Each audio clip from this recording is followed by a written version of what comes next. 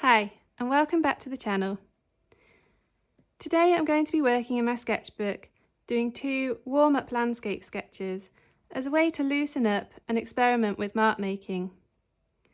I'm currently working on 2 larger abstract landscapes on board, one of which was in my previous video, and I'm feeling a bit stuck and bogged down with them at the moment. So at this stage it's a great idea to come back into my sketchbook and play around with mark making. And some ideas might crop up that I can incorporate onto my larger abstract landscapes. So I'm working in my Pith sketchbook, which is a really great sketchbook. I think I've mentioned it before, but it's got this open spine so that every page lays completely flat. And the paper quality is really great and thick as well. It can take a lot of medium and water. And I've just masked off 2 areas that I'm going to work on, and I've got a limited palette of yellow ochre, cerulean blue, raw umber, burnt sienna, and some ultramarine blue and titanium white. So the first thing that I love to do is to wet the page. This allows the paint to flow around more easily, and I've just got a little spray bottle with some water in. I just spray that quite liberally over the paper.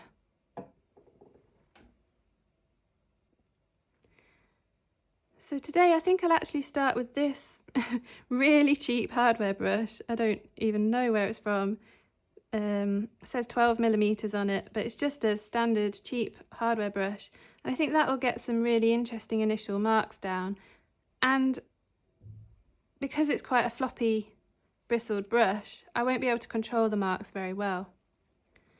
So we'll start with that, and I want to introduce the dark areas first. So I'm going to put some dark areas of green down in the foreground and possibly some darker areas of blue in the sky. So these initial marks are going to be really quite watery as well. This hardware brush can hold a lot of water because of the bristles, and I've obviously got the water down on the page as well, so I'm just putting some watery marks in really loosely as some initial layers. I like doing this because the lighter the layers, the quicker they dry, and I can just get more layers on top. And it's a really easy way to just put some initial marks in, and you can move the paint around really easily with tissue paper, for example.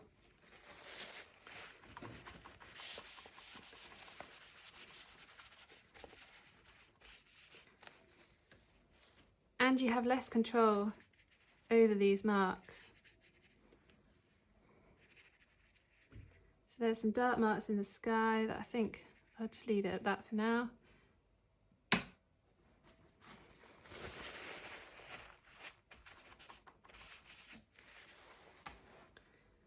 And then we'll get some dark greens in the foreground.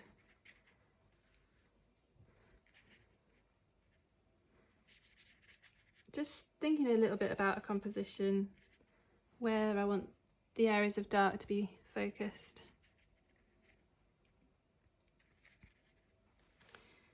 And the benefit of working on 2 sheets as well is that you can experiment with different compositions at the same time.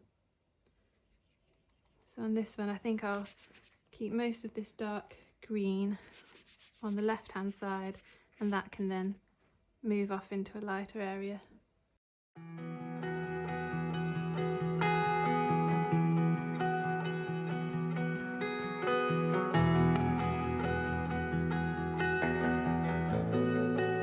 I really like the flexibility of the bristles on this brush. It's really quite interesting, the marks that you can get.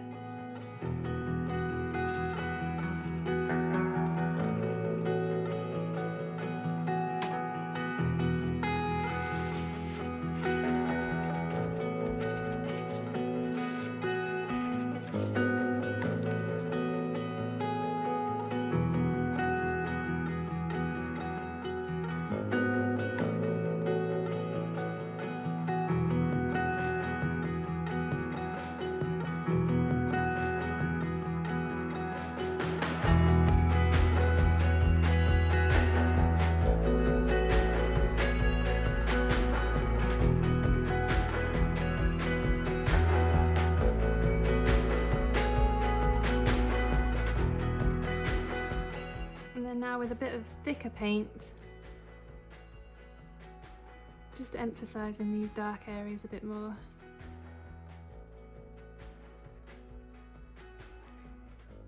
Being really loose with the brush marks.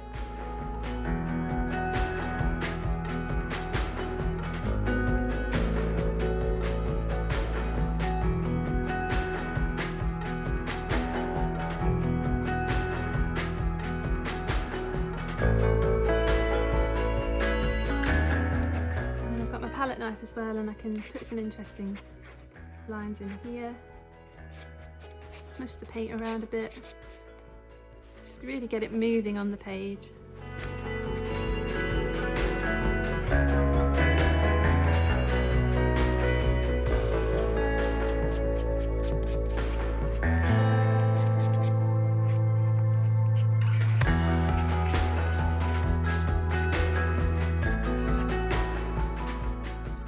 Now onto the mid-tones, and I think I want quite a neutral mid-tone, and I'm going to go in with the larger flathead brush here into the sky area.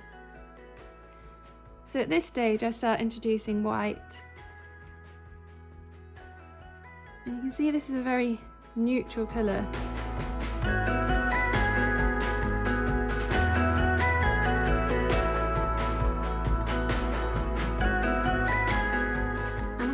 Adding this mid-tone in allows you to really start to clarify the composition.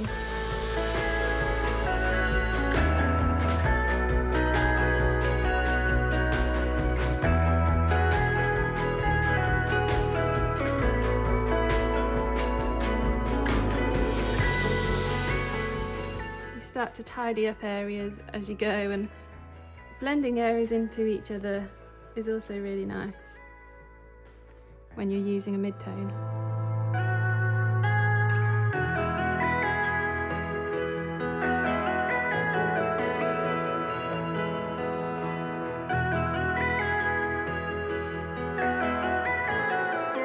And I'm just swapping up my brushes every now and then to add a different size of mark.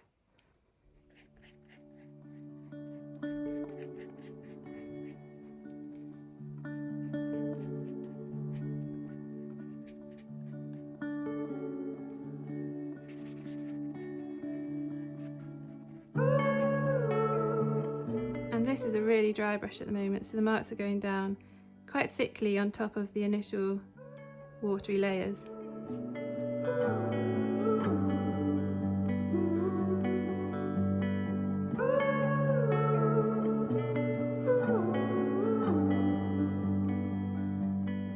And I hold my brushes in quite unconventional ways, sometimes really far at the end of the brush, just because that gives you less control as well. And then holding it with a fist. It's all about how to introduce different marks.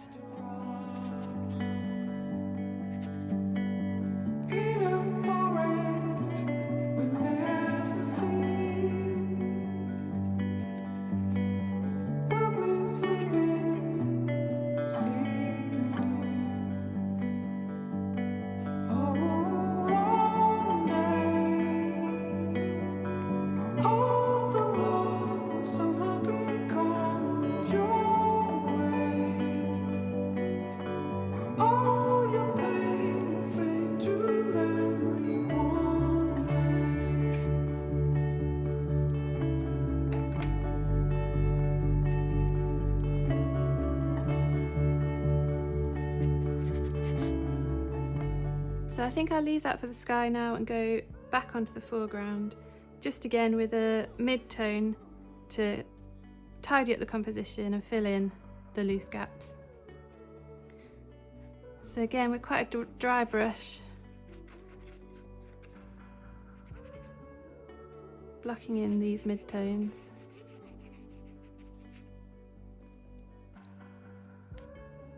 Could potentially add a bit more white to that though. It's a dead end, so let's go back.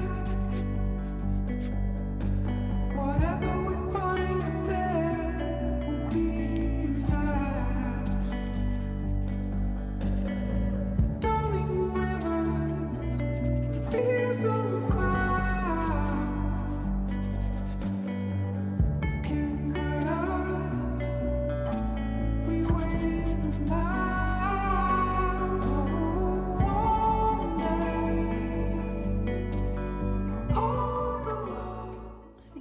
one actually I want to bring the horizon line down a bit. I'll just block in a few of these bits.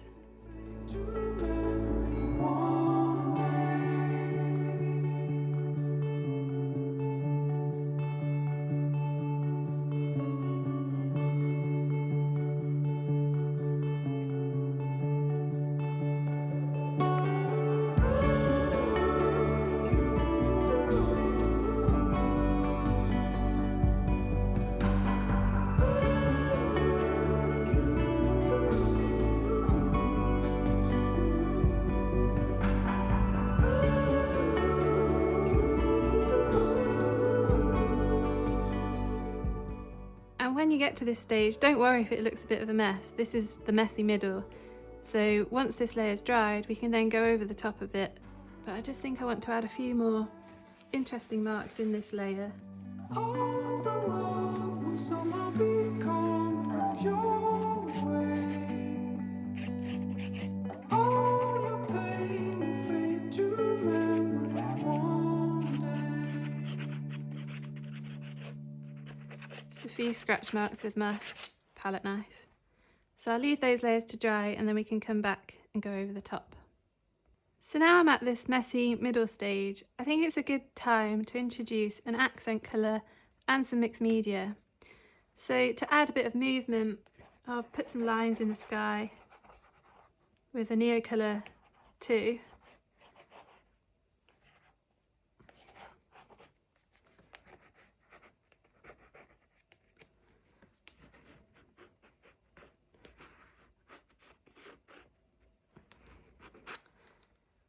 And this is just a white Neocolour.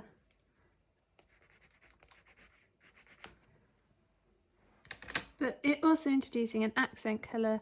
I think a nice apricot-y colour would go well into this scene. So I want to try and incorporate a bit of this. And these Neocolour 2s are water soluble, so when I add my next layer of acrylic over the top, they'll blend in really quite well. So this is the Salmon Neocolour 2.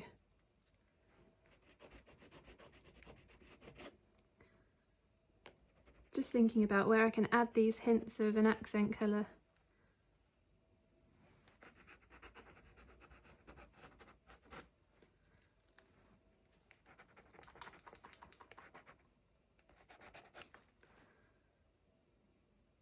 So yeah, I definitely like that colour as a hint along this sort of cloud formation and along the horizon line, which I've done in both compositions.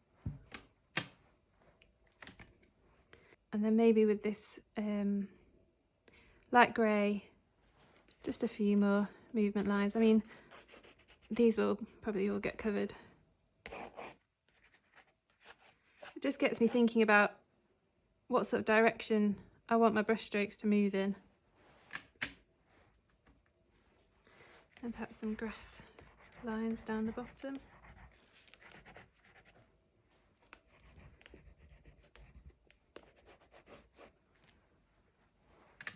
So now adding this accent colour in paint, I've just mixed up yellow ochre, burnt sienna, raw umber, a tiny little bit of raw umber and titanium white. So I'm thinking this accent colour can go where I've put the Neocolour 2.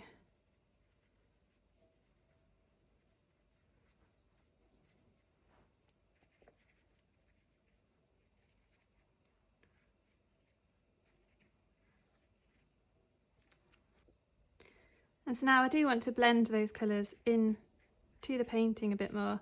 So I'm going back in with this mid-tone.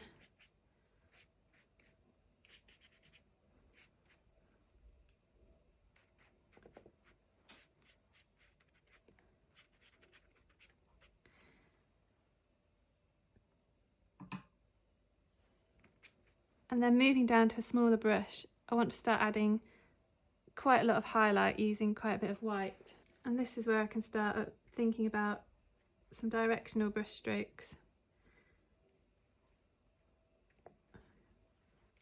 And this paint is really quite thick now.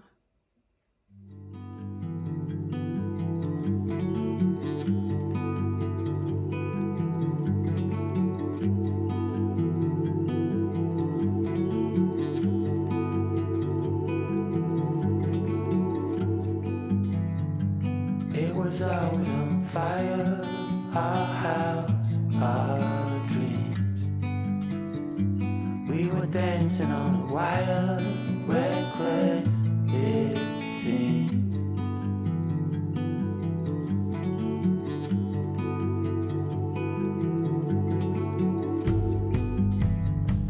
We found holes in these walls, we like what we saw. Seems so strong until it falls, the final straw. Oh, I never felt like this before. When I was trapped, you showed an open door.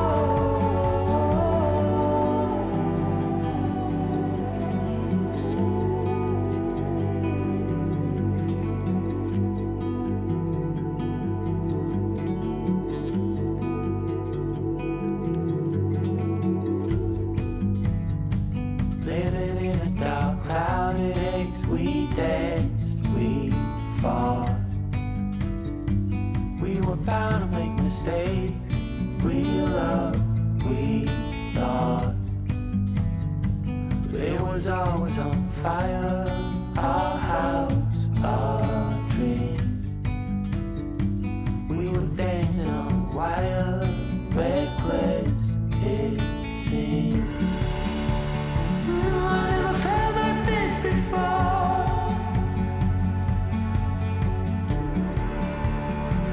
When I was trapped, you showed an open door. I had no reason to complain.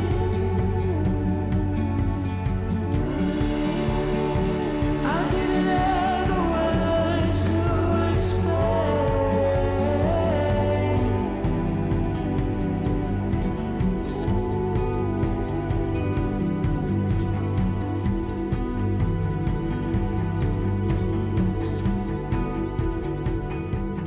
So then similarly in the foreground I want to add these little highlight areas, so we're moving on to our lightest tone now. When I was trapped, you showed an open door.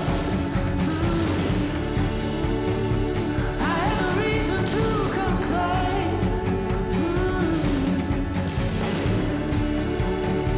I didn't have the words to explain.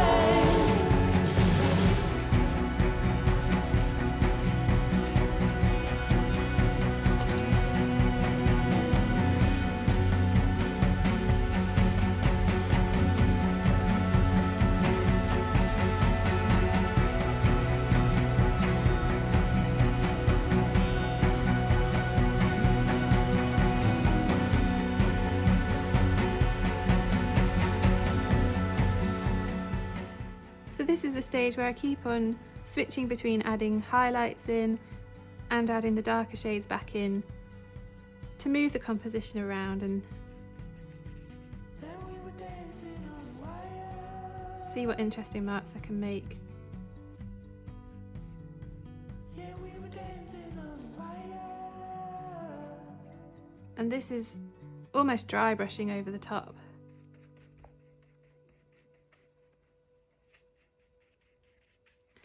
And I'm playing with the edges between the lighter shades and the dark shades.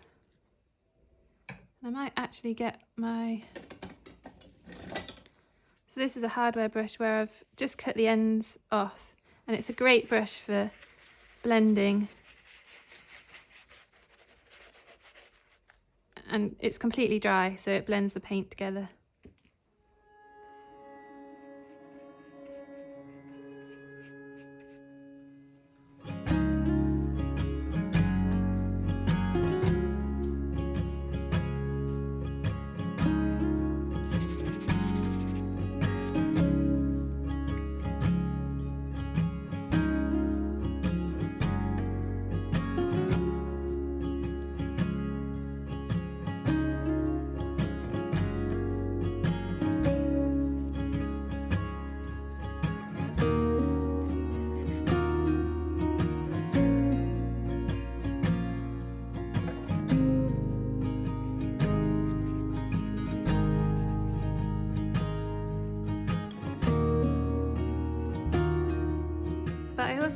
like to keep some of those very initial marks that I first put down on the paper with this hardware brush, just because they were really quite interesting, and they're the rawest marks that I've put down on this paper.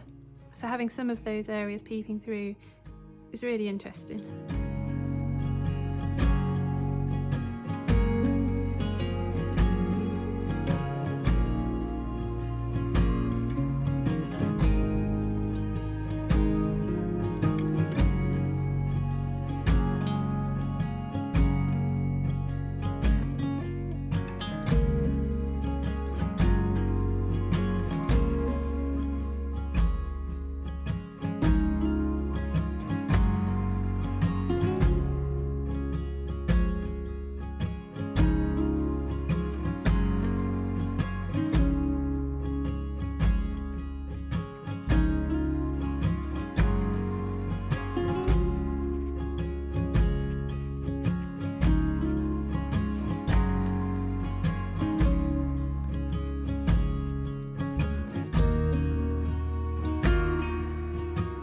At this stage it is really easy to get quite fiddly, but I'm trying not to do that too much.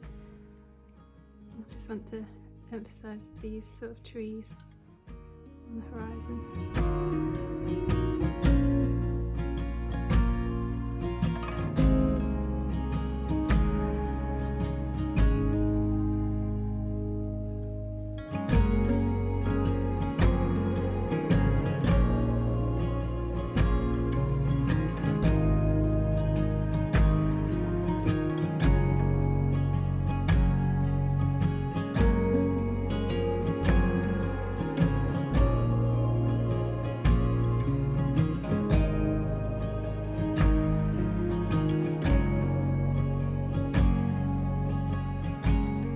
Just a few final highlights, I think.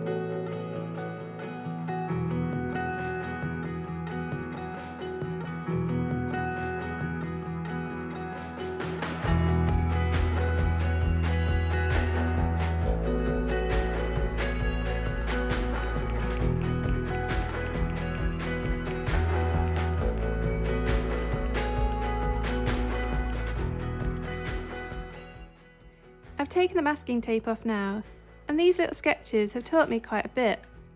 I really like this peachy tone in the sky against these cool blues, and the pops of Neocolour 2 that you see, the line work, where it appears and disappears into the cloud line. Those hints of movement are really interesting to me and something I want to incorporate into my larger abstract paintings.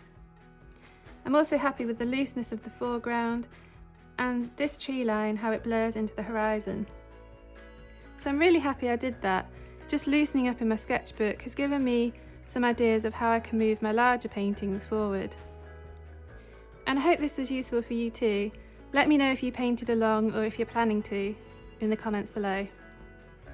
As always, thank you so much for watching and see you again next week.